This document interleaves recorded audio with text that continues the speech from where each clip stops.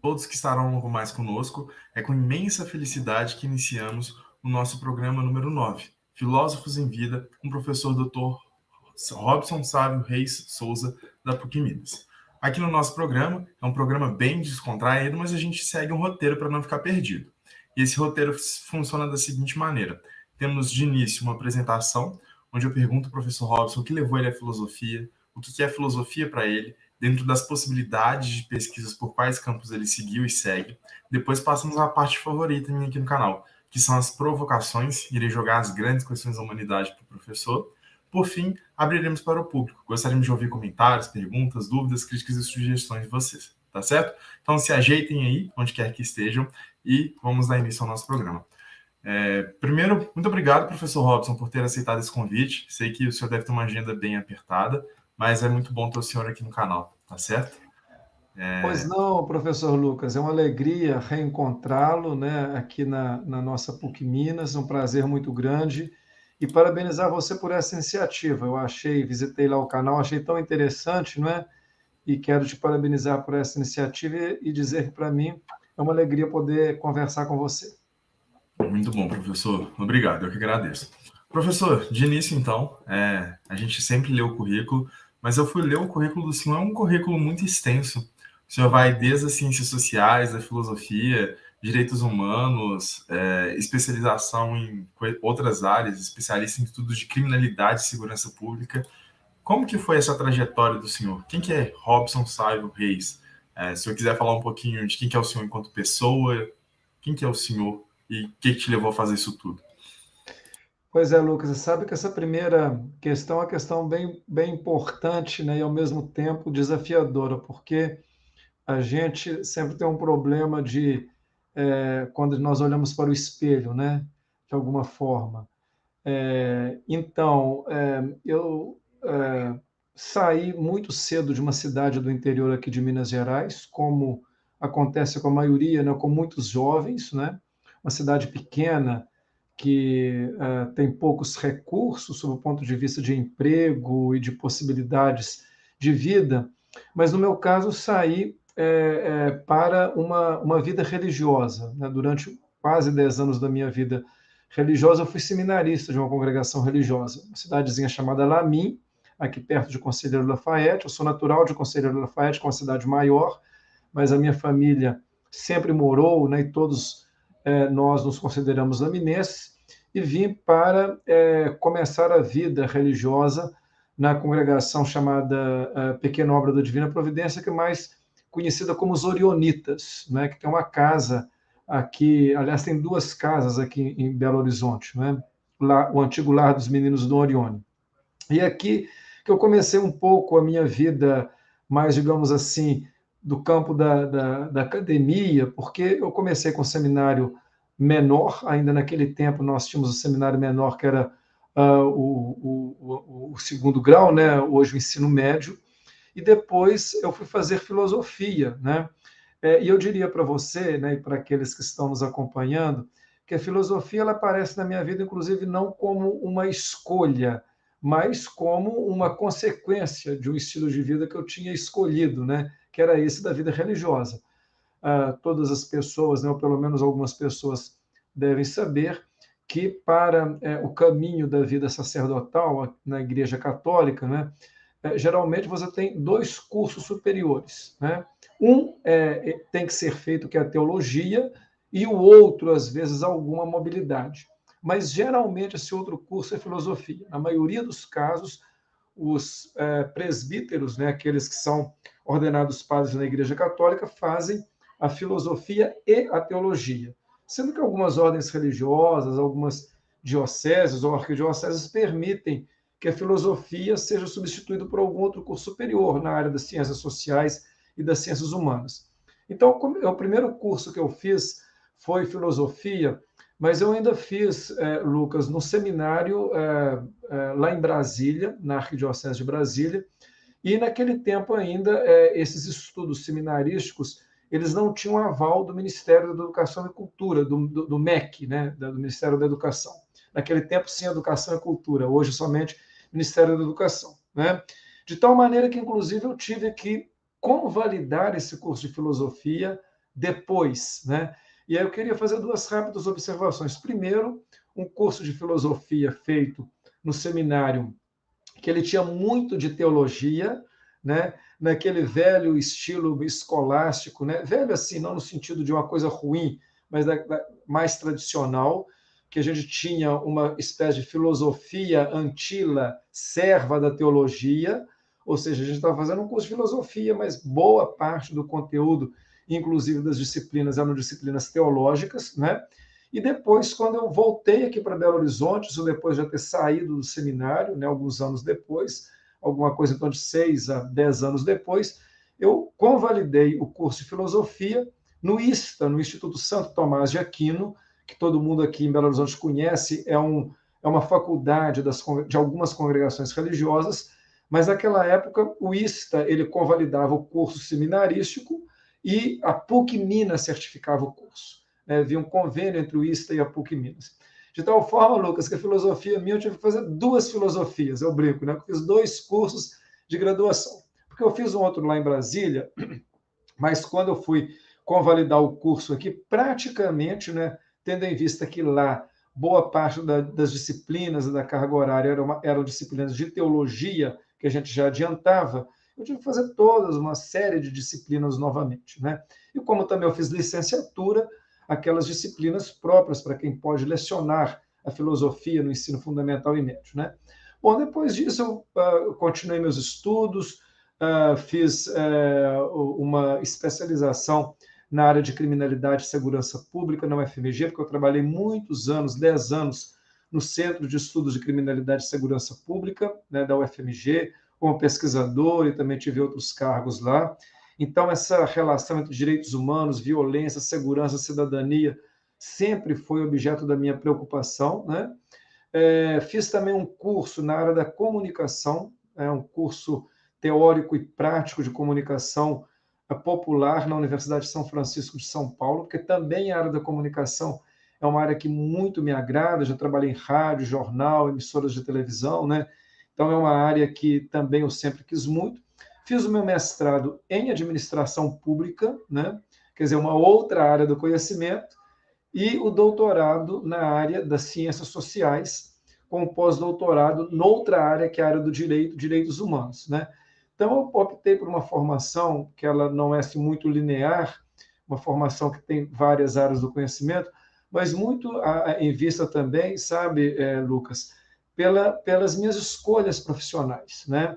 Então, à medida que eu trabalhei um tempo no Estado, né, coordenando órgãos na área de direitos humanos, então eu precisava de entender de gestão pública, administração pública, né, para trabalhar, né? Durante muito tempo, e até hoje eu trabalho, né, como voluntário no Conselho Estadual de Defesa dos Direitos Humanos de Minas, inclusive sou atual presidente, mas há mais de 30 anos que, de alguma forma, eu trabalho lá, então eu tive que me aperfeiçoar muito na área de direitos humanos, na área do direito, né?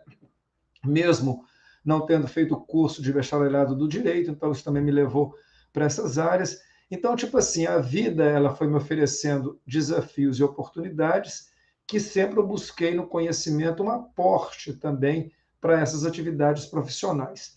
Então, foi um pouco esse caminho assim meio, digamos, tortuoso, mas que me alegra muito por eu ter frequentado, né, mais de uma área de conhecimento e poder transitar por essas várias áreas. Mas, sem dúvida nenhuma, a filosofia como essa base, né, teórica, por um lado, mas principalmente o que mais me agrada na filosofia é a dimensão ética do conhecimento, né? Quer dizer, a dimensão da aplicabilidade, né, do conhecimento, que muito, até hoje, é um norte na minha vida. Nossa senhora, o senhor imaginou que sua vida ia ser isso tudo? O senhor veio da cidade, qual é o nome da cidade mesmo? Lamin. Lamin. Você É, imaginou um jovem saindo de não, Lamin? não, sinceramente, quando a gente, né, olha no retrovisor, né, por um lado, assim, é uma sensação de muitos aprendizados, porque são muitas convivências, muitas possibilidades, né? Muita possibilidade de convivência. Mas também, de alguma forma, um contentamento, porque a vida vai nos exigindo, né, ao longo da nossa caminhada, desafios, né? E quando a gente consegue, né, dentro das nossas limitações e possibilidades, responder a esses desafios, né, a gente dá um sentido existencial, um sentido à vida, né? Então, muitas coisas elas foram aparecendo como oportunidades, né? Algumas oportunidades que também elas tiveram sofrimento, dificuldades, né? Por exemplo, aqui em Minas Gerais, eu presidi durante a criação e os 5 primeiros anos uma comissão estadual de indenização a vítimas de tortura, né? Então, tratar desse tema com as pessoas, um tema tão sensível, foi algo muito complicado, muito difícil, né? Coordenar uma comissão que avaliou, né? Essa comissão existe até hoje, inclusive no âmbito do Conselho de Direitos Humanos que eu coordeno atualmente, né? Ela continua com seus trabalhos, né? Depois, um pouco mais tarde, eu presidi aqui em Minas Gerais também a Comissão da Verdade, que também, né, é uma comissão que tenta rever aquele período da ditadura militar, então é revisitar, né, páginas muito complicadas da nossa história. Então, obviamente, isso exige um pouco também da gente, né? Não somente sob o ponto de vista teórico, mas sob o ponto de vista humano, que é fundamentalmente essa questão. Então, foram oportunidades, né? A oportunidade de entrar numa universidade aqui na PUC Minas, eu tive assim, várias oportunidades de trabalho, né? Há mais de 16 anos eu coordeno aqui o Núcleo de Estudos Sociopolíticos Unesp, que é um trabalho muito bonito, né? Que tem trabalho na área da formação sociopolítica, continuada, né? Trabalho de pesquisa, trabalho de extensão, né? Trabalhei na Pró-Reitoria de Extensão durante muito tempo, né? No Instituto Dom João, no curso de filosofia, onde nós nos conhecemos, né? Depois fui para o Departamento de Ciências da Religião, onde atuo até hoje. Trabalhei muito tempo no curso de serviço social, formando pessoas que trabalham, né, com os grupos mais vulneráveis da sociedade. Então, foi um grande prazer e contentamento, né? Fiz aqui meu doutorado em Ciências Sociais, trabalhando um tema muito complexo, que é o tema da segurança pública como um direito de cidadania, né, como um direito básico do cidadão, sendo que na nossa cultura a segurança ainda é vista muito na perspectiva da repressão, do controle, né, do cidadão e dos corpos, vamos trabalhar outras dimensões, né? Ter assessorado, por exemplo, órgãos federais e nacionais com esse tema, né? Por exemplo, o Fórum Brasileiro de Segurança Pública, o Ministério da Justiça, né? Trabalhar hoje, por exemplo, no grupo de análise de conjuntura sociopolítica da CNBB é uma grande satisfação, né? Porque nós somos um grupo de professores das universidades católicas que oferece ao episcopado brasileiro uma possibilidade de uma análise da realidade sociopolítica. Então, você veja, Lucas, que isso daqui, ao mesmo tempo que é um contentamento, uma alegria, porque quando a gente é convidado para um serviço, e eu sempre vejo esses trabalhos na dimensão também do serviço, e não na definição de um autorreferenciamento. Então, quando a gente é convidado a esses espaços, a responsabilidade nossa é imensa, né? Porque significa colocar o nosso conhecimento, os nossos saberes, mas também um pouco da nossa dimensão ética e existencial para ajudar os outros, para, né, criar condições, inclusive, de pontes, né, e de modos de vida.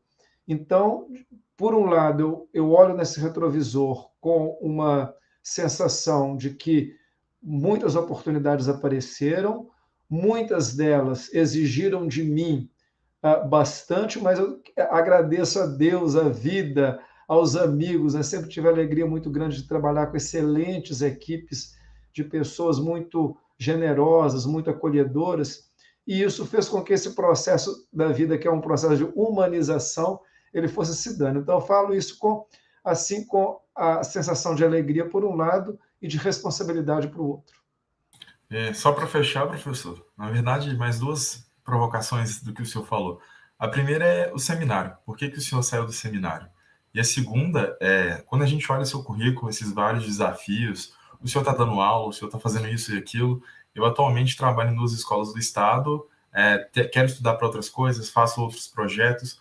Como dar conta disso tudo, de todas essas coisas que nos aparecem, e ao mesmo tempo que a gente tem que ser aquele burocrata em alguns momentos para a coisa funcionar, a gente tem que ser aquele acolhedor que está lidando com uma pessoa que tem uma condição assim, familiar, sem palavras, uma condição socioeconômica sem palavras. Então, o que fez o senhor sair do seminário e como lidar com essas coisas que nos aparecem?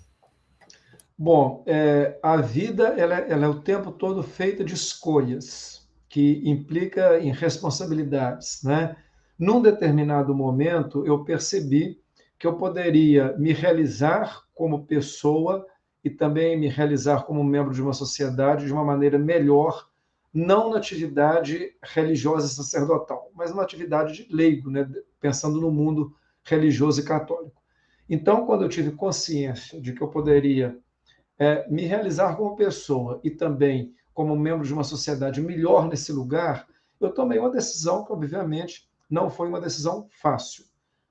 Foi uma decisão bastante difícil, né? Eu já estava bem avançado nos meus estudos, obviamente que existiam projetos institucionais e de vida que iam no sentido, e isso daí demanda uma ruptura ou um conjunto de rupturas.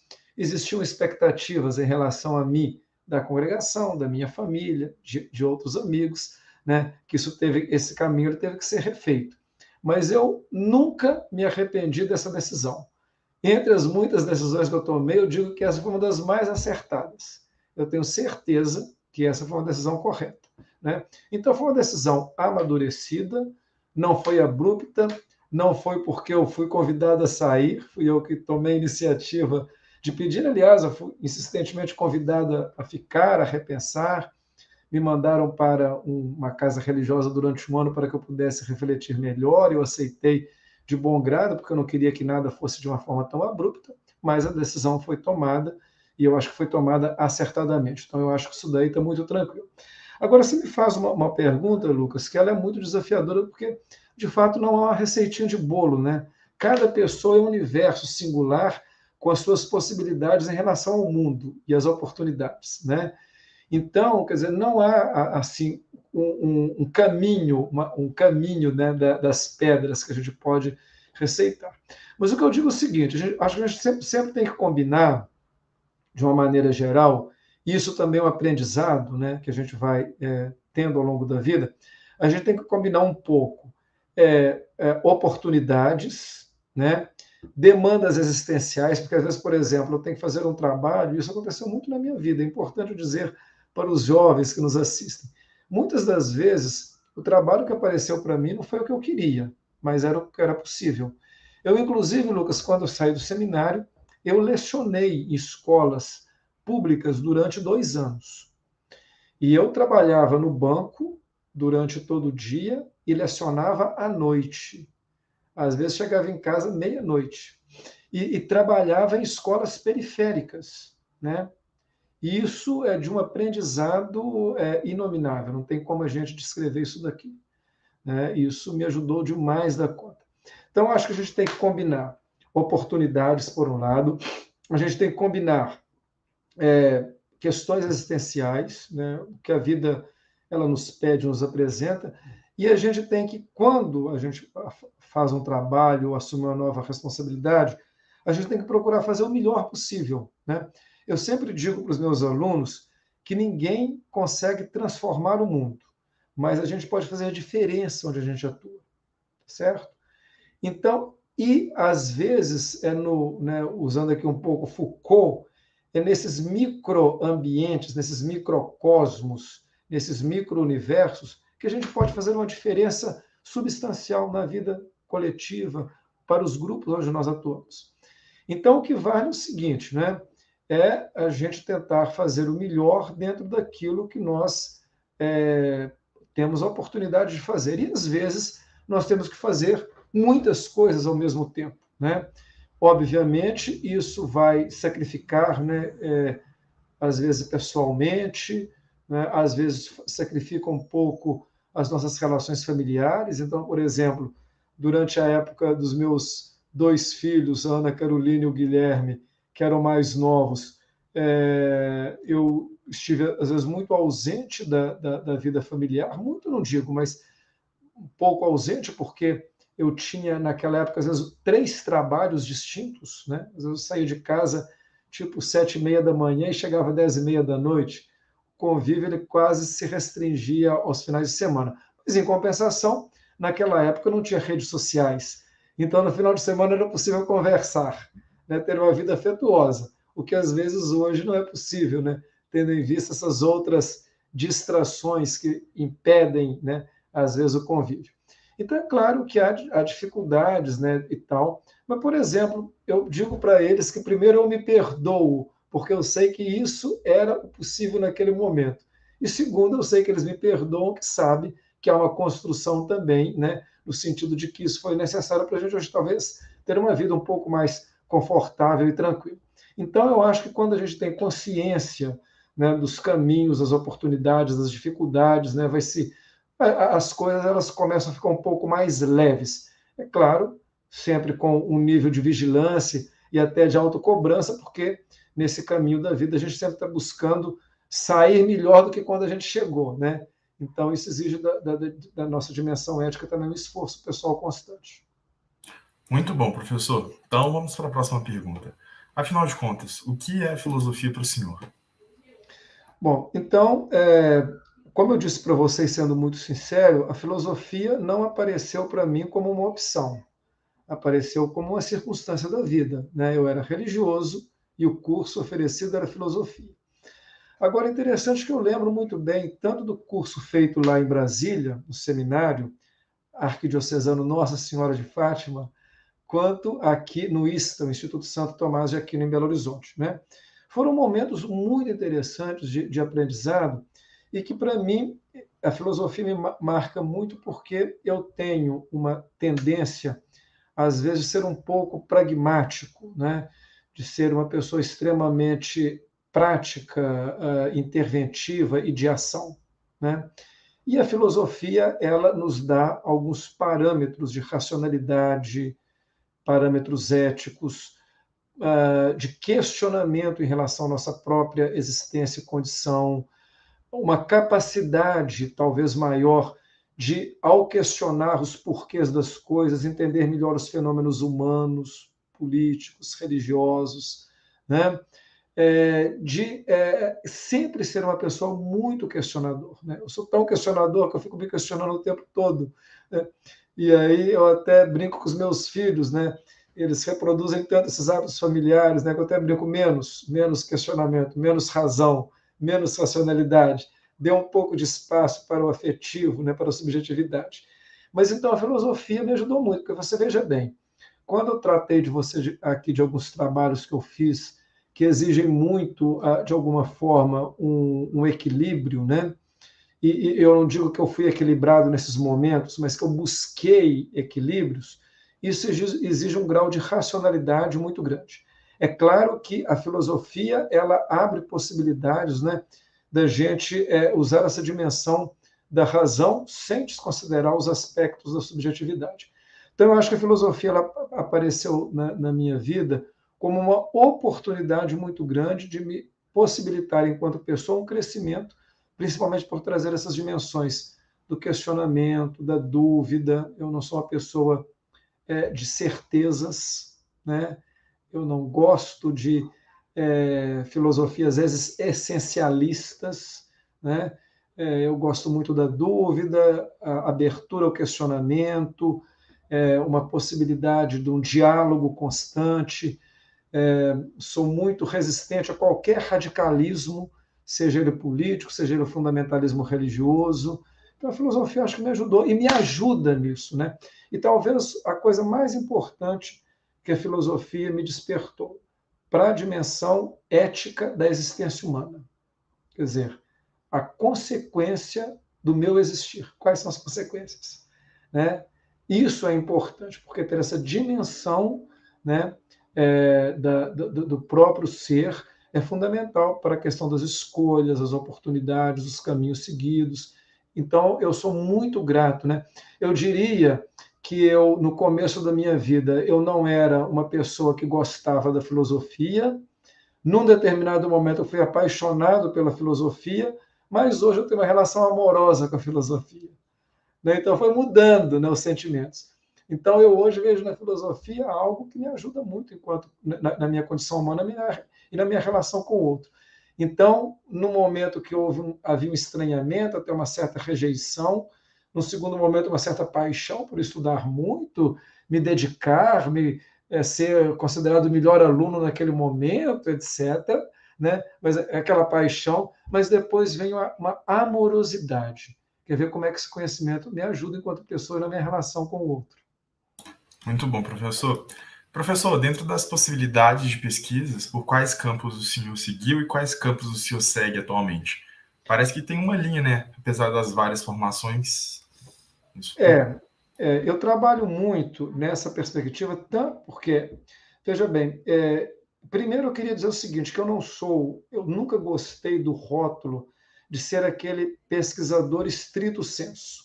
Vamos dizer assim, vamos pegar um clichê daquele pesquisador, que é a pessoa que fica dentro de uma sala estudando, pesquisando no laboratório, etc., produzindo conhecimento.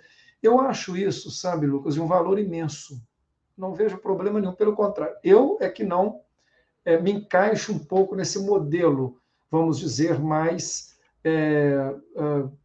digamos assim, mais estereotipado do pesquisador. Eu gosto muito de estudar, mas eu gosto muito de fazer com que o meu estudo tenha uma relação com a minha vida e uma aplicabilidade. Né? Então, por exemplo, um tema que corta a minha vida, tanto no campo da filosofia, como nas ciências sociais, nas ciências humanas que eu frequentei, o tema dos direitos humanos. E esse tema, você veja que ele tem muito de filosófico, porque, né, o que são os direitos humanos, para a gente simplificar? Primeiro, tem uma perspectiva de todos os direitos, então tem uma perspectiva que tem a ver com conquistas históricas, lutas sociais, né, Estado democrático de direito, cidadania, dignidade humana, todos os direitos. Então não adianta eu ter o direito à liberdade se eu não tenho onde morar, não adianta eu ter onde morar se eu não tenho acesso ao emprego, né? Quer dizer, a integridade dos direitos. Então, são todos, mas são direitos de todos. Então, é compreender, né, a beleza humana independentemente de qualquer condicionalidade. Então, independentemente se a pessoa é pobre ou rica, é preta, branca ou amarela, é heterossexual ou homossexual, tem alto nível acadêmico, é uma pessoa do saber popular, todas as pessoas têm a mesma dignidade. E, obviamente, né, tendo sociedades muito diferentes como a nossa, há que se ter, inclusive, formas de equilibrar as imensas diferenças, né, econômicas, culturais, etc. e tal, que existe. Então, isso demanda posturas éticas que exigem reflexão teórica, filosófica, né? Mas tem uma dimensão prática de como fazer isso. Então, o tema, por exemplo, dos direitos humanos, que tem tudo a ver com a condição humana, lembrando um pouco aqui de Hannah Arendt, né? Mas outros filósofos, porque tem a ver também com a dimensão ética, então a gente poderia pensar aqui em Kant, né? E tem a dimensão da liberdade, né? Trazendo, por exemplo, o conceito de Agostinho do livre-arbítrio desde o século IV, né? Então, quer dizer, tem temas que eles são muito afetos e caros à filosofia. Que se a gente tem alguma base filosófica, eu acho que na hora da dimensão ética, da aplicabilidade disso, a gente tem melhores condições de enfrentamento, né? E de posicionamento, porque também isso exige posicionamento, e o posicionamento não é somente prático, inclusive o posicionamento teórico, porque, por exemplo, esse tema, o tema dos direitos humanos, ele é altamente atacado, vilipendiado, maltratado na nossa cultura de uma maneira geral. Então não adianta você somente ter posturas éticas, isso é fundamental, eu diria essencial, né? Não essencial, mas é muito importante. Mas tem que ter uma dimensão teórica também para discutir, para confrontar, para argumentar, né? Então, eu diria que talvez este tema e os seus correlatos, então tudo que tem a ver com condição humana é algo que de alguma forma me motiva, me preocupa, me ocupa, né? E é objeto de pesquisa teórica, mas com essa aplicabilidade também que para mim é muito importante. Professor, sendo um grande estudioso dessa área, como que o senhor vê a nomeação do ministro Silvio de Almeida nessa pasta dos direitos humanos e também as suas falas? Eu vi inúmeros colegas publicando, né, principalmente aquela que ele fala que as minorias vão ter voz nesse novo mandato. Como que você vê, então, essa pasta sendo assumida pelo Silvio de Almeida? Há esperança de que um dia, de fato, os direitos básicos serão universalizados aqui no Brasil? Olha, os direitos humanos, quando a gente vê a história da humanidade, mas a gente pensar, por exemplo, o próprio Ocidente, nós observamos que é uma história que tem a ver com lutas de pessoas, movimentos sociais, grupos identitários, e é uma luta constante, né? Sobre o ponto de vista legal, né, das convenções de direitos humanos, da Declaração dos Direitos Humanos, não existe a possibilidade de você retroagir na conquista de direitos. Mas isso é muito no campo teórico, porque nós, por exemplo, vivemos no Brasil um momento terrível em relação a políticas de direitos humanos, inclusive o Estado sendo utilizado para perseguir, para produzir violência real e simbólica, para discriminar, né? Tendências autoritárias, fascistas, né? Então, o atual ministro dos Direitos Humanos ele é uma pessoa formidável. Por quê? Primeiro que é um ser humano incrível, quem o conhece. Segundo, de uma grande capacidade teórica, um estudioso, um conhecedor profundo, né, da questão dos direitos humanos, do direito em geral, né, do direito constitucional, né? Uma pessoa extremamente sensível, né? Representa um grupo na nossa sociedade, que é a comunidade negra, né? Que é o grupo que historicamente sempre foi apartado de diversas formas. Quer dizer, no Brasil nós temos um problema de um racismo estrutural que está presente em todos os lugares, setores e momentos, né? Então, sob o ponto de vista, inclusive, a pessoa dele, ele tem uma carga de simbolismo muito grande, né, como ser humano, porque ele representa o melhor do que há na academia, no conhecimento, na profusão, na profundidade do conhecimento. Ele representa, né, um grupo étnico, que é o grupo talvez mais importante, constitutivo do Brasil, historicamente, dos mais perseguidos.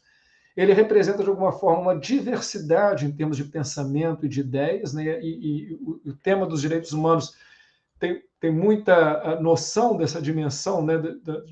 Das múltiplas diversidades que nos constituem, né? Então, a nomeação dele é uma nomeação muito importante, também sob o ponto de vista simbólico, mas mais do que isso, né? A possibilidade do Estado brasileiro trabalhar a temática dos direitos humanos, e isso ele tem condições de fazer de uma forma transversal, porque direitos humanos atravessa todas as políticas públicas, como eu acabei de falar, né? Direitos humanos moradia, tem a ver com moradia, saúde pública, educação, aposentadoria, trabalho, segurança, cultura. Isso são os direitos humanos. Então, ele tem uma capacidade dialogal, teórica e prática de fazer dessa temática uma temática transversal ao governo. E isso é o mais importante, porque quando você vê o orçamento do Ministério, né, dos Direitos Humanos, é um orçamento minúsculo, né? Aliás, quando a gente vê o orçamento público no Brasil, era muito bom que as pessoas conhecessem que quase 50% dele, de tudo aquilo que nós pagamos de tributos, taxas, impostos, é direcionado para pagamento de amortização da dívida, que é transferir dinheiro para banqueiros e rentistas, né? Ou seja, não é para a política pública e não é para o bem-estar das pessoas. E ninguém fala nesses 49% de tudo que é arrecadado. Aliás, quando defendem, né, manter, né, por exemplo, taxas de juros altos ou tem problema com teto de gastos, é porque, na verdade, essas pessoas têm medo de, em algum momento, se pegar algum centavo desses 49% que vai para banqueiros, rentistas e especuladores.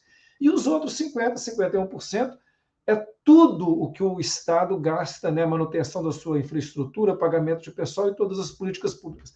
Então, quando a gente vê o orçamento dos direitos humanos, é um orçamento pífio, né, que não chega a 0,5% do orçamento federal. Então a gente fala, nossa, mas não vai dar para fazer nada. Bom, dá para fazer alguma coisa, mas mais do que isso, fazer com que esse tema esteja presente em todas as áreas do governo, transformando os direitos humanos em política pública efetiva. Isso sim é dar consequência e efetividade aos direitos humanos. Então, eu tenho certeza que ele tem condições mais do que suficientes, né, o Silvio, para fazer isso no Ministério. Muito bom, professor. Vamos às provocações, então. Fique à vontade para responder como quiser. Vamos à primeira delas. Robson, a filosofia cura os seus males da alma?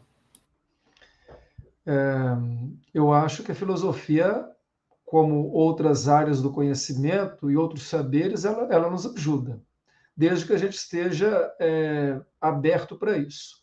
A filosofia ela nos dá essa capacidade muito crítica e de autocrítica. Se nós temos abertura para essa dimensão, ela pode nos ajudar. Mas eu diria, né, que os males da alma, que podem ser, inclusive, benefícios para a alma, depende do ponto de vista, como é que a gente enxerga, né?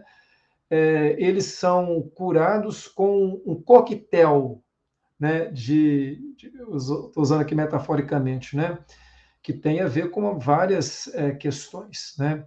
Tem a ver, por exemplo, com a nossa capacidade de experimentar esses males e essas dificuldades, refletir sobre eles, né? A filosofia vai ter uma grande contribuição, ruminá-los, aí eventualmente a psicologia, a psicanálise, né? A dimensão da convivência, essa convivência, né, que tem a ver a convivência consigo, um autoconhecimento, mas essa relação de alteridade, essa relação com tudo que é criado, essa relação, inclusive, né, para a gente ter uma dimensão de religiosidade consagrado. Então, quer dizer, é um coquetel de questões, né, mas certamente, né, para quem fez a filosofia. E como eu te disse, Lucas, mantém uma amorosidade, né, porque filosofia é justamente, né, esse gosto, esse amor ao saber, quem procura buscar, né, no conhecimento, né, alguma amorosidade, é claro que isso vai nos ajudar e eu diria ajudar muito na nossa existência. Então, eu posso dizer que sim, que a filosofia é um dos principais ingredientes, né, para a cura dos males da alma. Robson, afinal de contas, quem somos nós? Bom, eu penso que toda a vida humana é um grande projeto em aberto. Um projeto, nós somos um projeto existencial em aberto. Não há uma definição capaz de contemplar, né, a grandeza e a dignidade do ser humano. Há mais profusões neurológicas, né, não sei se a palavra é bem essa, né, interconexões do nosso cérebro que talvez toda a nossa galáxia. Né? Então, o ser humano é um projeto existencial em aberto. Né? Como ele é um projeto existencial em aberto, a gente poderia perguntar, né, eu acho que é uma das perguntas aqui, né, qual que é o sentido da vida? Né? E eu diria, assim, numa perspectiva ética, sabe, que, a princípio, a vida, ela talvez não tenha nenhum sentido, mas nada impede que cada um dê um sentido à sua própria vida. Né? Então, quer dizer, o que é o ser humano? Nós somos um projeto existencial totalmente aberto e que cada um, tendo consciência de si, vai dar um sentido a esse projeto existencial.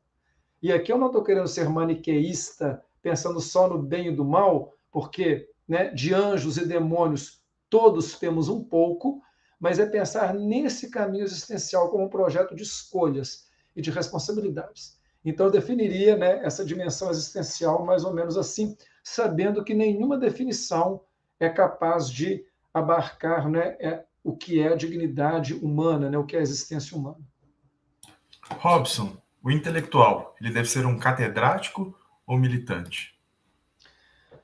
Ô, Lucas, eu tenho procurado não ser uma pessoa, digamos assim, tenho me esforçado para não ser um juiz. Né? Hoje, por exemplo, em redes sociais, nós somos o tempo todo estimulados, né, a processar julgamentos. Né? A rede social virou uma espécie de um patíbulo, que tem uma questão, você tem 1 milhão de sentenças se tiver 1 milhão de comentaristas. Né? Então, eu diria o seguinte, que eu não tenho nenhuma crítica a um catedrático, porque uma pessoa num gabinete de pesquisa ou numa sala de aula, ele pode fazer um bem imenso à humanidade. Eu lembro um pouco da história de Santa Teresinha, né? Quer dizer, é do convento fazendo uma espécie de uma revolução, né? Então, não tenho nenhuma crítica contra uma pessoa, porque, veja bem, vamos pensar a figura de um professor, né? Na perspectiva de Paulo Freire, não um professor bancário que é um passador de conceitos, de conhecimentos. Isso Google faz, e faz bem se a gente souber fazer pesquisa, né? Mas um professor no sentido de um educador, aquele que coloca ao lado do educando na construção de um caminho, com múltiplos saberes e aprendizados. Essa pessoa ela pode fazer uma imensa diferença na vida das pessoas da sociedade. Eu, por exemplo, tenho uma experiência de muitos anos como professor. Eu, como comecei a minha vida no seminário, Lucas, eu comecei a dar aula, de fato, não registrado, mas de fato, com 16 anos. Porque eu estava no segundo ano do ensino médio e dava aula para seminaristas que chegavam no seminário, que eram adultos que não tinham feito ensino fundamental e que precisavam de um reforço para fazer um teste para validar o ensino fundamental para depois fazer o ensino médio. Então, eu comecei a ter essa jornada, né, de aula e tudo, muito cedo. Né? Eu estou com 54 anos, portanto já tenho quase 40 anos. Eu diria para você que eu continuo sendo o mesmo professor inseguro que eu sempre fui. Em que sentido? Eu acho que que eu sempre posso oferecer algo melhor. Eu tenho uma responsabilidade ética com o meu educando. Então, obviamente, eu não estou querendo colocar aqui como modelo, mas eu quero dizer o seguinte, que um catedrático que está lá na sala de aula, um pesquisador que está no laboratório, ele pode fazer um bem imenso, né, para si e para a humanidade. Agora, eu tenho uma dimensão muito militante, eu pessoalmente, sabe? Eu me sinto melhor no meio das pessoas, dos movimentos, na ação concreta. Né? Eu, por exemplo, até hoje, recusei, por exemplo, na universidade, a entrar em programas de pós-graduação, porque eles exigem demais da conta dessa dimensão do pesquisador, né, etc. Eu acho isso muito nobre. Porque imagine, se não tiver orientadores para os mestrandos e doutorandos, né, como é que a gente vai formar uma nova geração no Brasil? Né?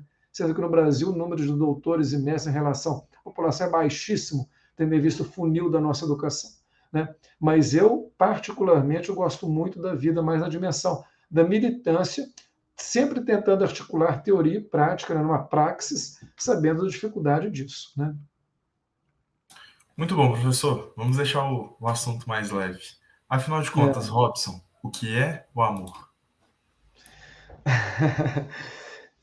É leve e ao mesmo tempo é instigante, né, Lucas? Porque outra palavra também, né, muito difícil da gente tentar encaixá-la num conceito, né?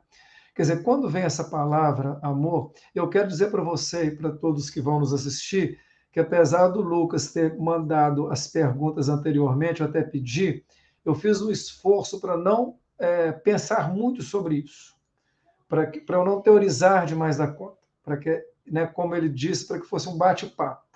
Né? Então, eu queria saber mais ou menos o que era, mas eu não quis, né, voltar, né, pegar os meus livros de filosofia e os manuais, né, e os filósofos, e aquela preocupação de ficar citando, né, fulano e ciclano, não. Mas, assim, deixa um bate-papo, né, vamos fazer nesse sentido. Então, quando você me pergunta o que é o amor, eu fico pensando assim, é um conceito, né, muito complexo, porque, primeiro, tem várias dimensões da racionalidade implicadas nessa palavra.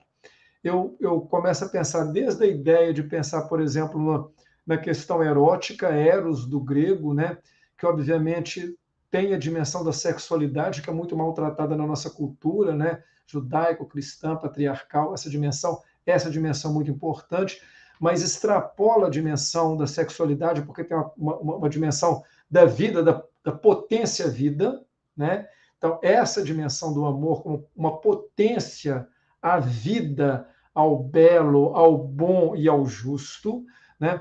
Obviamente, tem a dimensão que também na nossa cultura judaico-cristã é muito importante, que é a dimensão da caritas, né, da caridade, que não é a caridade do assistencialismo, mas é a caritas da compaixão. O Papa Francisco fala muito para a gente sobre compaixão. Né? De alguma forma, tentar se aproximar ao máximo do outro, como ele ou ela são, e não como eu quero que ele ou ela sejam. Né? Não dá para a gente colocar no lugar do outro. Ninguém consegue se colocar no lugar do outro, né? Porque cada experiência humana é muito singular. Mas essa tentativa de aproximação. Então, você pode pensar na dimensão erótica, na dimensão da caridade, né? Mas eu diria o seguinte, que quando a gente começa a despir um pouco dessas questões mais teóricas, né? A dimensão do amor ela tem muito da própria condição humana, da experiência humana, da vivência do que é o amor, da amorosidade. Né? E isso daí também tem algo muito pessoal, tem, digamos assim, um toque muito pessoal. Né? O que é essa dimensão do amor? Por exemplo, se eu pensar na dimensão da nossa cultura do cristianismo, a expressão máxima do amor, nós acabamos de celebrar na nossa cultura Semana Santa, é entregar-se totalmente por uma causa.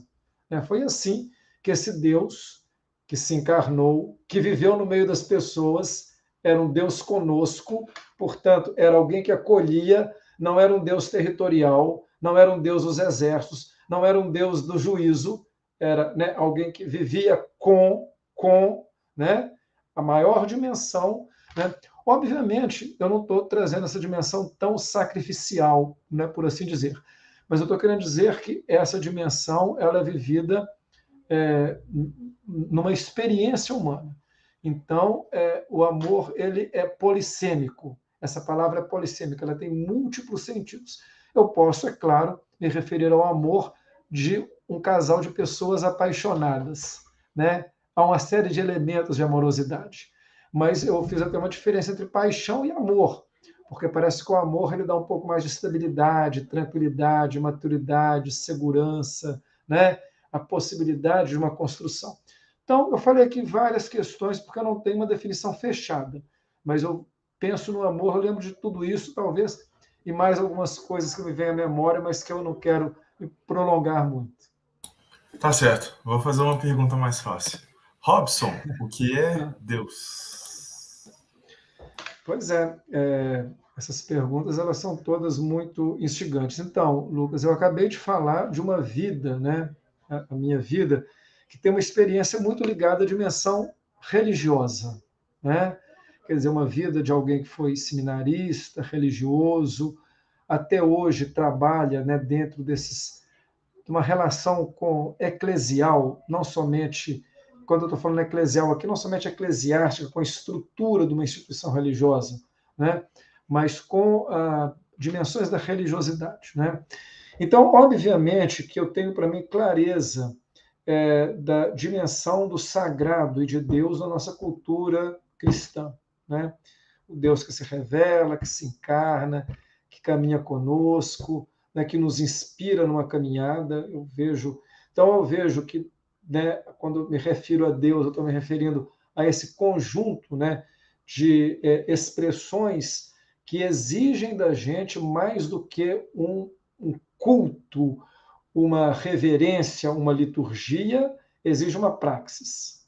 Né? Então, tem aqui um elemento importante. Né? E eu não estou querendo dizer que quem tem na dimensão consagrado uma dimensão mais litúrgica ou de culto tem menos valor ou mais valor. Eu estou falando da minha relação, né, com Deus. Mas eu sou uma pessoa, como eu disse para você, de mente muito aberta. Né? E eu consigo compreender, né, a dimensão do sagrado para além do conceito da nossa cultura ocidental e cristã. Né?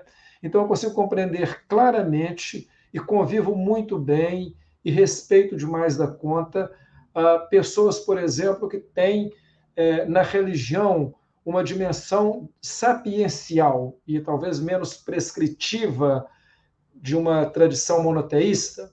Convivo tranquilamente. Né? Convivo com pessoas que não têm uma relação com o sagrado, porque não vê essa dimensão como uma dimensão importante. né? Mas que às vezes tem uma dimensão existencial e ética muito interessante. Então, para mim, apesar de eu ter uma clareza num percurso de vida que eu tive, né, de uma tradição religiosa que eu prezo muito, que eu participo, e que eu procuro dar respostas concretas, principalmente nessa dimensão do agir, né, eu tenho para mim a clareza de que o nosso conceito de Deus é um conceito que está limitado a uma tradição cultural, né? Então eu tenho assim, muito cuidado para não ser, de alguma forma, alguém que pense na minha cultura como uma cultura superior, um etnocentrista, e nesse sentido também em relação à religião, né? Eu tenho muito cuidado para não ter um olhar etnocêntrico, né? Então eu convivo muito bem com inclusive uma polissemia no significado da palavra Deus, né? Tendo muito clareza daquilo que isso significa para mim, mas também compreendendo outras possibilidades de significado que numa cultura plural como a nossa possa existir. O senhor já teve alguma experiência mística, em contato com o divino? Eu acho que eu acho o seguinte: ao longo da vida, essas experiências elas vão acontecendo e a gente vai dando significado. E às vezes o significado, sabe, Lucas, vem até muito depois da experiência vivida. Né? Quer dizer, existem pessoas que têm aquele momento de iluminação. Né? Eu sei disso, os místicos, né? Os grandes místicos, né? Quem lê história de vida, os grandes místicos sabe disso. Né? Existe, às vezes, um caminho muito interessante que é a existência humana, que é o caminho do deserto, da angústia, né? Lembrando que um pouco de Kierkegaard, né? Por exemplo, esse caminho, que a gente tem que pensar na dimensão estética, na dimensão ética e na dimensão religiosa para dar as respostas. Mas eu diria o seguinte, que tirando um pouco essa questão, quando eu olho um pouco, eu consigo hoje perceber que há momentos muito claros na vida de extrema felicidade e de contentamento. E eu acho que essas são experiências místicas e de relação com o sagrado. Então, por exemplo, eu hoje, com algum esforço de concentração e etc e tal, eu consigo perceber na beleza de uma abelhinha numa flor minúscula algo extremamente maravilhoso.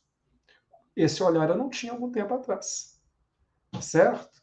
Então, eu posso ter um momento de revelação, desde que eu esteja aberto para isso daí.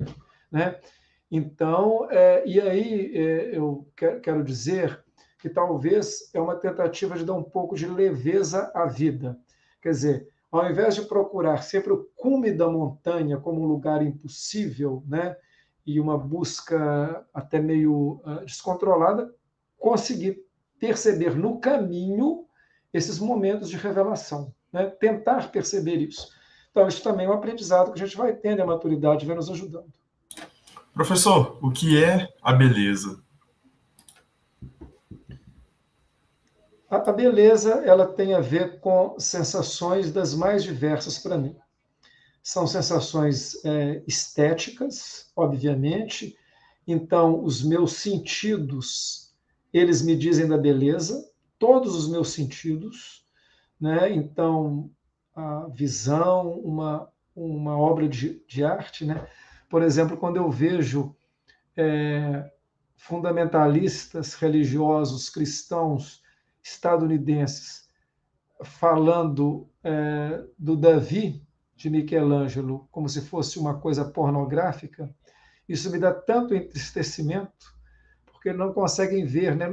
Nem sabem a história daquele mármore bruto que se transformou naquela obra de arte humana tão perfeita. Então, o que eu vejo tem a ver com essa sensação de belo.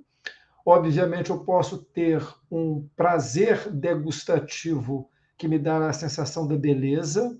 Eu posso ter um toque, né? Um toque tão aconchegante, tão caloroso, tão amoroso, que me dá essa sensação do belo. Quer dizer, o toque, o carinho, quer dizer, tem várias dimensões que a beleza, né? Quando eu estou falando estética, não é só no sentido sensorial, mas também uma beleza, né? Na própria dimensão da condição humana, da vida, né? Da troca de saberes, do aprendizado com o outro. Quer dizer, às vezes eu vejo pessoas que não têm, né, uma educação, né, não têm escolarização, e eu até faço uma distinção entre pessoas escolarizadas e pessoas educadas, porque há muita gente escolarizada sem nenhuma educação e muita gente sem escolarização e muito educados. Então, por exemplo, eu me encanto, às vezes, numa conversa com pessoas mais velhas que não têm grande escolarização, mas uma imensa sabedoria. Às vezes é encantador, é belo isso daí. Então, também a beleza, eu acho que tem múltiplas expressões, né? Que não se restringe ao campo sensorial, mas nós também não podemos desprezar as sensações, né? Aliás, Lucas, me permita, nesse mundo que nós vivemos, que é um mundo muito virtualizado, sensações, crenças, afetos, medos, angústias, viraram algo muito fácil de ser manipulado e transformar, né, e formar grupos herméticos, grupos fechados, grupos fundamentalistas, né? Porque justamente, né, por exemplo, redes sociais que têm uma quantidade muito grande de valores estão integradas ao nosso cotidiano. Por exemplo, por que fake news, né, notícias falsas, essas realidades paralelas, elas são tão agregadoras, né, e manipuladoras? Porque trabalham justamente no campo das sensações, dos afetos, dos medos, das crenças, dos desejos, do ódio, da vingança. E isso é altamente agregador. Nós, às vezes, racionalizamos demais da conta e esquecemos dessa dimensão dos afetos. Eu quero chamar a atenção para isso, né, aproveitando o gancho da beleza, que nós não podemos desprezar essa dimensão das percepções, da subjetividade, que tem a ver também com os sentidos. Né? E aí é uma autocrítica, né? Porque às vezes nós, inclusive da filosofia, racionalizamos demais, né? Teorizamos demais da conta. Queremos enquadrar o mundo em conceitos, em formas, né? E a vida, ela escapa a isso tudo. Né? Então, quando a gente está tratando do belo, tem que ter, inclusive, essa capacidade de deixar-se escapar daquilo que é o racional para tentar aproximar daquilo que é o belo, sem desprezar, obviamente, a dimensão da racionalidade, por óbvio. Muito bom, professor. Outra questão aqui, que é a nossa próxima provocação, é a seguinte. Robson, a política é uma causa perdida? Quando eu falo perdida, eu me refiro justamente àqueles números que o senhor falou inicialmente. Há uma micropopulação que domina economicamente a maioria da outra população e parece que todas as ideias políticas, de modo geral, ficam engavetadas nisso. Daí gostaria de saber a opinião do senhor. A política é uma causa perdida? Bom, então, em primeiro lugar, vamos deixar bem claro, né, Lucas, do que nós estamos chamando aqui de política. Nós estamos falando de partidos políticos. Nós estamos falando da política na perspectiva de uma pactuação para a construção de modos de vida coletivo. Né? Pensando lá um pouco na Grécia Antiga, como a polis, a cidade, o espaço onde as pessoas se reúnem para discutir os caminhos da cidade, que é a vida de cada um. Obviamente que aquela experiência da Grécia Antiga, os cidadãos eles estavam reduzidos, né, a um grupo muito pequeno. As mulheres estavam fora, os escravos estavam fora, as crianças estavam fora, os estrangeiros estavam fora. Mas, mesmo assim, a ideia dos cidadãos, aqueles que tinham responsabilidade sobre os rumos da cidade, era pensar num estilo coletivo que beneficiasse a todos de tal maneira que não somente os cidadãos eles se comprometiam com a vida da cidade, como eles colocavam a própria vida a serviço do coletivo. Então, quando nós estamos falando de política, nós estamos falando dessa dimensão. E essa dimensão, Lucas, ela é essencial às sociedades, ainda mais sociedades complexas como a nossa. Eu diria para você que fora da política não há salvação. Alguém vai falar que é uma heresia, mas eu explico o que eu estou querendo dizer o seguinte. Né? Em sociedades tão complexas como a nossa, somente com a possibilidade de pactuação daquilo que agrega, que constrói o coletivo, que está aberto à diversidade, à multiplicidade, às múltiplas desigualdades, que busca soluções coletivas, é que a gente vai conseguir superar os problemas que a gente tem. Nunca fora da política nós vamos conseguir ter soluções. Por isso que eu digo para as pessoas, a pior coisa, uma das coisas mais perversas que existem, inclusive na nossa mídia tradicional, é o discurso de criminalização da política.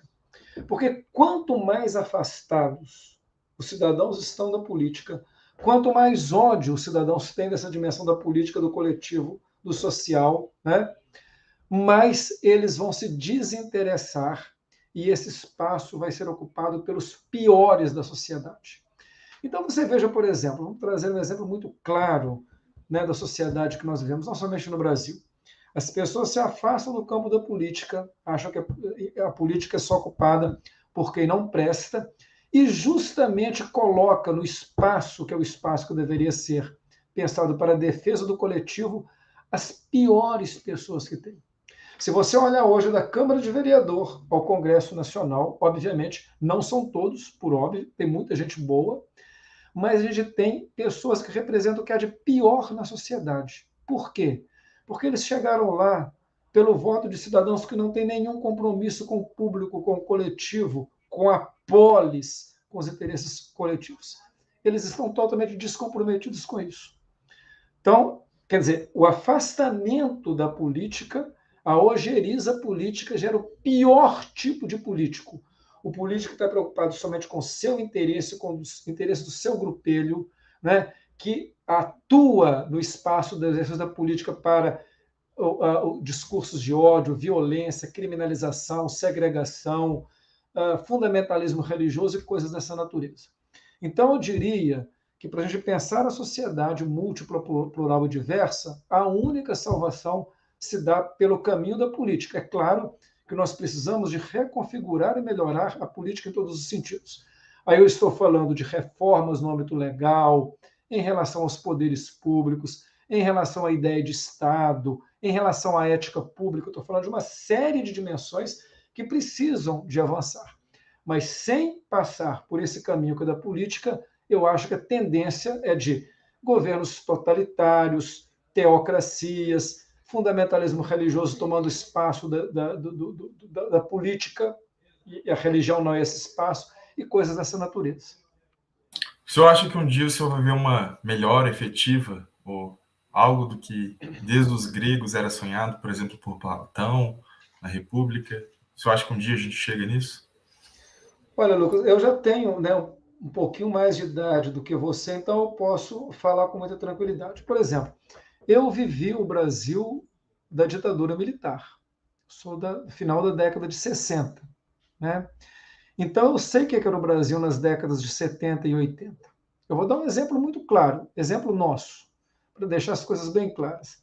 Eu sou, por exemplo, de uma época em que nas cidades do interior não existia sequer um posto de saúde, que a escola pública era só frequentada pela classe média, porque as crianças pobres, pretas, periféricas, elas começavam a trabalhar com 10, 11 anos e eram obrigadas a fazer isso. Não havia política de previdência social, não havia política de emprego, de assistência. Se uma pessoa adoecesse e ela não tivesse como pagar um hospital ou um médico, portanto, saúde privada, ou ela não tinha acesso a uma Santa Casa, que são pouquíssimas no Brasil, ou não era parte de um corpo como funcionário público que tinha um hospital, essa pessoa simplesmente morria por falta de atenção. Eu não estou falando do século XIII, eu estou falando de 40 anos atrás. Então, quando eu vejo, dando um exemplo bem claro do mundo em que vivemos, né, o caso do nosso Brasil, olhando 40 anos atrás, mesmo sabendo que nós temos imensos desafios, quer dizer, como que num país que é um dos maiores produtores de alimento, o alimento, que é um direito básico universal, foi transformado em commodity, em dinheiro, para enriquecer alguns, e tem 13, 19 milhões de pessoas passando fome. E praticamente quase 50% da população em condições alimentares abaixo do desejável. Como que é possível uma coisa dessas? Em pleno século XXI. Como é possível, por exemplo, o horror do nazismo e as ideias de eugenismo da década de 30, E você ter hoje, em pleno século XXI, pessoas, inclusive cristãos, que defendem esse tipo de ideia, né? Às vezes a gente tem uma tensão de falar, bom, parece que está tendo uma involução da humanidade. O ser humano, que diferentemente de uma geladeira e de um computador, não nasce pronto, mas ele vai se construindo, vai se humanizando, parece que está num processo de desumanização. Então, dependendo do olhar, você pode ver, né, que tem mais, dependendo do olhar também, nós vemos hoje que a vida, de uma maneira geral, apesar de que para a maioria das pessoas isso ainda é quase um sacrilégio, mas se eu comparar com algum tempo atrás, em muitos aspectos ela melhorou, né? Então, eu diria o seguinte, na perspectiva da utopia, utopia não utopos, né, lá do grego, não como um lugar impossível, mas como um lugar desejável, que com o nosso esforço, as lutas dos movimentos sociais, né, a ação política, pode ir transformando. Isso tem a ver com direitos humanos, né? A gente vai conquistando, às vezes tem algum retrocesso, mas volta, né? Então, eu vejo que sim, né, nós temos hoje condições, quando a gente olha um pouco para trás, condições talvez um pouco melhores do que nós tivemos em outros momentos da história, mas ainda com o passado que nos aprisiona e que nos mantém num lugar muito ruim. Esse passado autoritário, esse passado escravocrata, esse passado patrimonialista, esse passado patriarcal, né? Essas subculturas, elas ainda são muito marcantes no nosso modo de vida. E nós precisamos, né, de ter novas leituras disso daí e produzir novos modos de vida. Agora, a vida é processo, né? Então, quando eu, né, apesar de eu ser assim, um pouco pessimista, né, eu digo que o pessimista tem uma certa vantagem, sabe? Porque quando a coisa melhora, a gente fala assim, que bom que eu errei, né? O problema do otimista é que ele fala, errei e fica, né? Mas mesmo sendo um pouco pessimista, quando eu olho no retrovisor, eu vejo que o mundo, as coisas têm melhorado, mas isso não pode nos acomodar em momento nenhum. Isso tem que manter o nosso incômodo de falar que se, como diz a música, acho que do Milton Nascimento, né? Se muito já foi feito, há muito que se fazer. Então, essa é uma perspectiva que, inclusive, que eu penso quando eu olho um pouco para trás. Muito bom, professor. Pessoal, a gente já está chegando perto do fim, restam pouquíssimas provocações. Fiquem à vontade para deixar aí seus comentários, perguntas, críticas e sugestões, tá bom? A gente sabe que não está no horário comercial, então pode deixar que depois a gente lê e tenta responder da melhor maneira possível. Robson Sávio Reis Souza, afinal de contas, o que é a vida? Eu acho que nós até falamos um pouco sobre isso, né, Lucas? Então, eu definiria a vida como esse projeto existencial em aberto, no qual, né, nada impede que cada um dê um sentido. E esse sentido ele pode ser dos mais diversos, né? Há pessoas que vão buscar esse sentido na dimensão religiosa, há pessoas que vão buscar esse sentido na dimensão do conhecimento científico, há pessoas que vão buscar esse sentido numa vida pautada pela ética, pelas escolhas e pela responsabilidade. Então, eu acho que esse caminho livre em aberto, no qual cada um imprime, né, a sua condição, né, o seu modo de ser. Então, eu sou muito cuidadoso com essa dimensão ética da existência. Eu acho que isso que caracteriza a vida humana. Robson, o que é a morte? É uma outra pergunta difícil de responder, né? Eu diria que, primeiro, é algo inescapável, né? É algo que deve estar sempre no nosso radar, mas eu acho que é algo que nós não devemos nos ocupar, né? Ocupar com a morte significa talvez deixar de viver a vida e de viver a vida da melhor maneira possível, né?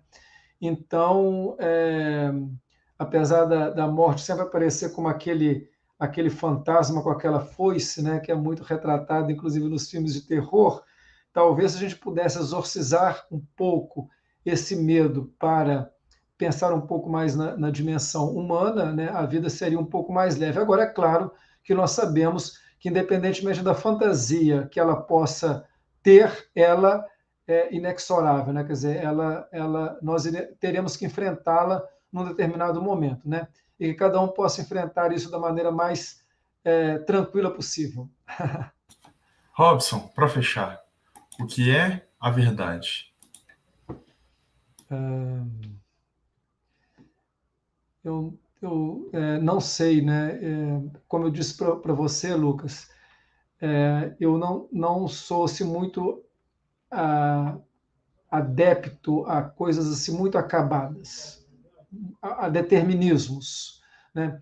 Eu não quero ser um relativista, obviamente, até porque a dimensão ética ela enfrenta o problema do relativismo, né? Mas eu também não quero ser uma pessoa ciosa de que tem determinadas coisas impossíveis de serem mudadas, né?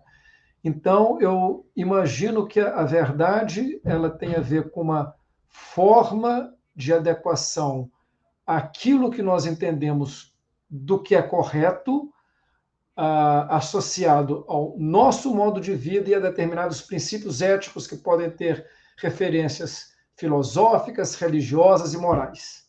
Então, eu acho que essa inter-relação, né, com isso daí, eu acho que, obviamente, existem princípios que eles são irrenunciáveis. Por exemplo, para mim, que sou um defensor dos direitos humanos, a ideia de dignidade humana é quase que uma verdade, né? Eu diria que é uma verdade absoluta, pensar nessa dimensão, né? Mas nada me impede de problematizar essa questão sobre o ponto de vista de verificar, por exemplo, numa outra cultura, uma outra dimensão disso daí. Eu estou falando sobre isso, que eu estou pensando, por exemplo, num dilema de um antropólogo, né? Dar aqui um exemplo, né? De que numa determinada tribo, estou só dando um exemplo aqui, você tem uma cultura de que, por exemplo, uma criança que nasceu com alguma deficiência, ela é morta. Estou dando um exemplo concreto. Né? Então, quer dizer, o que é verdade? Como é que eu enfrento essa situação? Obviamente, o meu enfrentamento seria: não mate, dê que eu vou cuidar. Né? Obviamente, isso daqui. Mas, por outro lado, né, há uma relação de vida e de morte daquela cultura que transcende a verdade que eu tenho sobre esse elemento. É isso que eu estou querendo dizer, não relativizar, mas tentar compreender. Quer dizer, eu teria uma solução ética para fazer com que, para mim, essa verdade, que é a dignidade humana, se sobreponha. Mas eu consigo compreender, olhando de fora, né, que às vezes o que é uma verdade absoluta na minha cultura, né, no meu conhecimento, pode não sê-lo no outro, e a gente ter essa capacidade de dialogar. Portanto, eu não quero pensar verdade como algo petrificado. Eu penso como princípios e elementos e valores éticos importantes e norteadores, mas nada muito petrificado que ingesse a nossa capacidade de diálogo e de possibilidade, inclusive, de questionamento, que é o que o filósofo faz.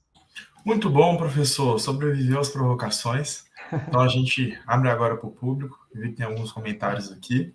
O primeiro é da Dani Vieira, e ela comenta assim: adorava suas aulas no serviço social da PUC Minas.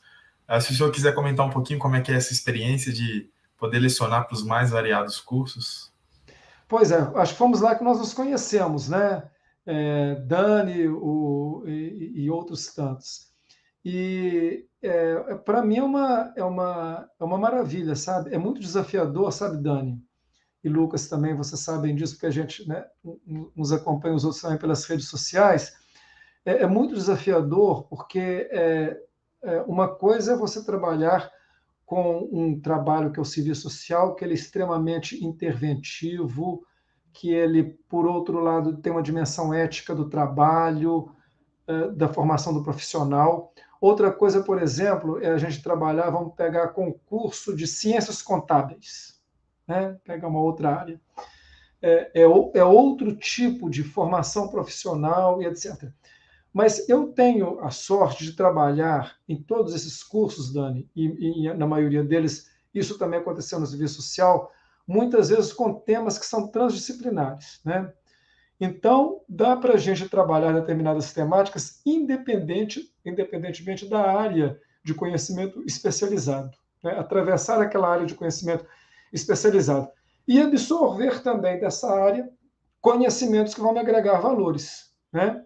Então, por exemplo, esse semestre, né, nós estamos falando aqui dia 19 de abril de 2023, esse semestre, eu tenho na graduação 9 turmas distintas, de 5 cursos diferentes. Então, eu tenho que conseguir conviver com o pessoal da fonoaudiologia e conviver bem, do direito, da psicologia, da comunicação, de relações públicas, de ciências contábeis, etc, etc. Né?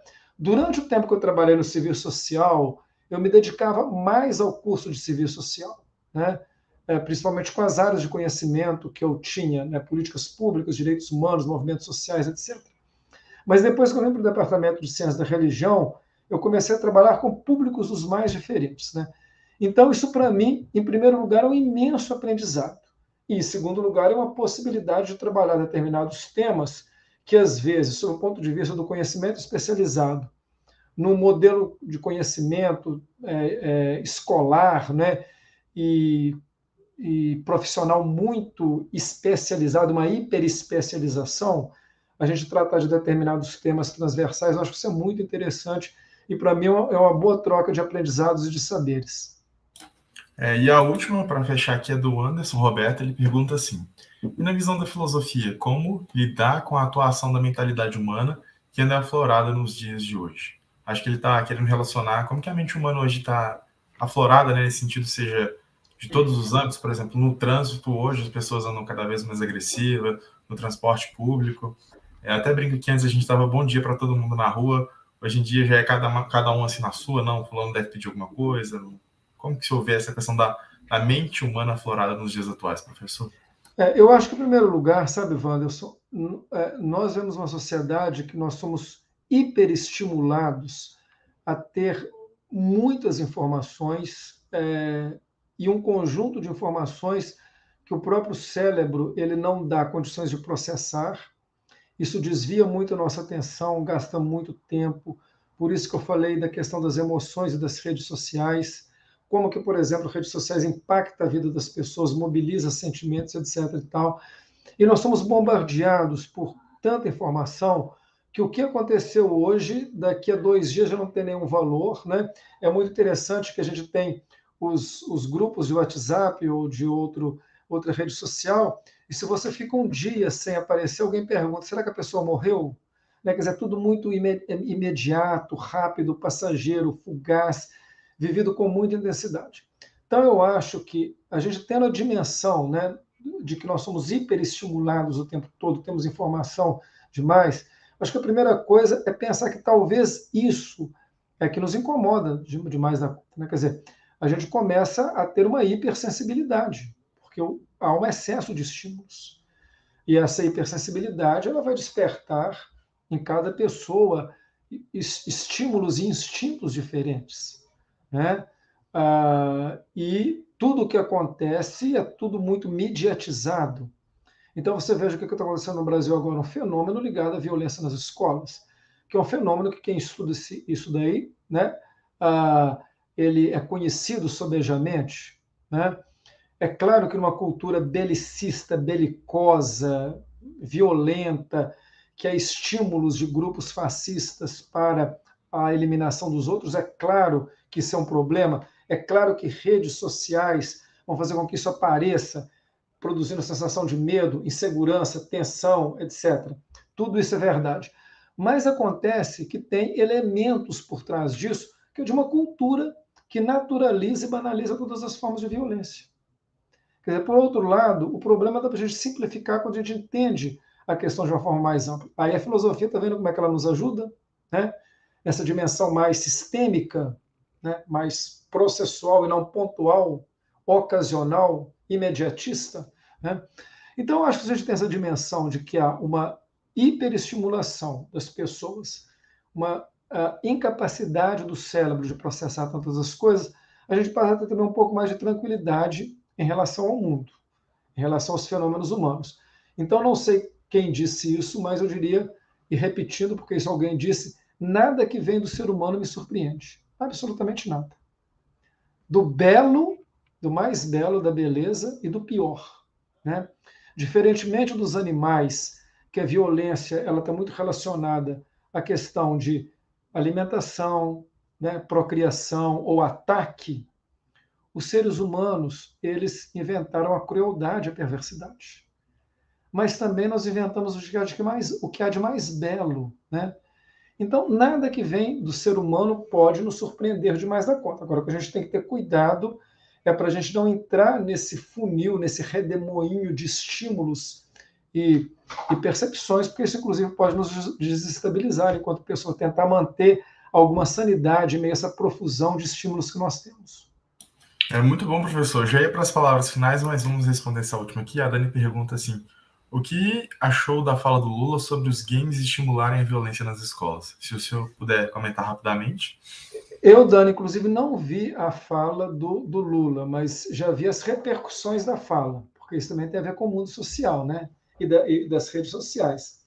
A gente nem sempre tem acesso à fala original, mas a gente tem acesso à repercussão. Por exemplo, eu vi um grande youtuber brasileiro, acho que o nome dele é Felipe Neto, não sei, acho que é isso mesmo, criticando o Lula, porque ele trabalha muito com isso, que ele falou uma grande bobagem, de ter falado que games estimulam a violência. Então, o que eu poderia dizer?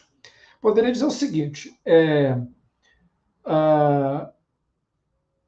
em parte, né, jogos que estimulam práticas de violência e que são utilizados em doses cavalares por crianças, jovens e adultos imaturos, sim, eles podem estimular violência. Tá? Ou seja, hoje eu vejo, por exemplo, crianças de 5 anos jogando games que é alguém atirando num labirinto nos outros. Obviamente, isso não é educativo. Então, em certa medida, o presidente Lula está chamando a atenção por um fenômeno de que os pais, por exemplo, hoje, talvez por muita culpa e tal, não sabem o que está acontecendo com seus filhos nas redes sociais. E eles estão sendo envenenados lá. Tem muita coisa boa, mas tem que ter também responsabilidade para a utilização disso daqui. Então, em certa medida, talvez o Lula tenha chamado a atenção um pouco para isso. Agora, em outra medida, games, eles possibilitam criatividade, interação, possibilidade de formação de grupos, né? O estímulo à inteligência, ao raciocínio. Então, quer dizer, o problema não é no game, o problema não é na câmera de vigilância, né? O instrumental tecnológico, a ferramenta é sempre um meio. O que nós temos que pensar é como as pessoas estão utilizando isso. E, por exemplo, um pai e uma mãe, ou um professor, que na relação da criança com os jogos não deixa claro que determinado tipo de jogo pode causar malefícios, e, portanto, a omissão, né, pode fazer com que esse jogo, ele, na verdade, desperte numa determinada mente, com um determinado tipo de convivência, ações para violência. Então, quer dizer, eu não estou querendo escorregar, não, mas eu acho o seguinte, dependendo do ponto de vista do que o Lula estava dizendo, ele tem razão, dependendo do recorte, e dependendo do que o Felipe Neto também disse, ele também tem razão. O problema não são os games, o problema não é o celular, o problema não é a rede social, o problema não é o computador, o problema é como que as pessoas utilizam essa ferramenta. Como que essa ferramenta está integrada à vida dessas pessoas. A maturidade para a utilização, a possibilidade de reflexão sobre aquilo que está sendo utilizado, aqui está o problema. Ou seja, o problema não é o game. O problema é quem está utilizando o game. Idade, maturidade, etc, etc. Então, a gente, no mundo tecnológico, a gente tem que aprender a lidar com isso. Não adianta dizer, vamos criminalizar as redes sociais. Isso é uma grande bobagem. Isso é uma guerra perdida. Né? A palavra guerra nem é boa. A gente tem que saber, é uma educação, um letramento para como utilizar redes sociais, um letramento para como crianças utilizar games. Aí não tem problema nenhum.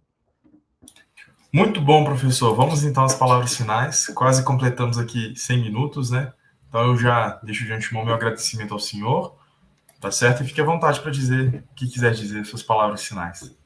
Bom, eu quero dar um abraço em você, Lucas, alegria revê-lo, na Dani, nas demais pessoas que acompanharam aqui esse nosso bate-papo, falar para você que foi uma alegria e falar que foi tão tranquilo e acolhedor que passou o tempo sem eu perceber. Eu estou meio afônico hoje, né? E não perdi a voz.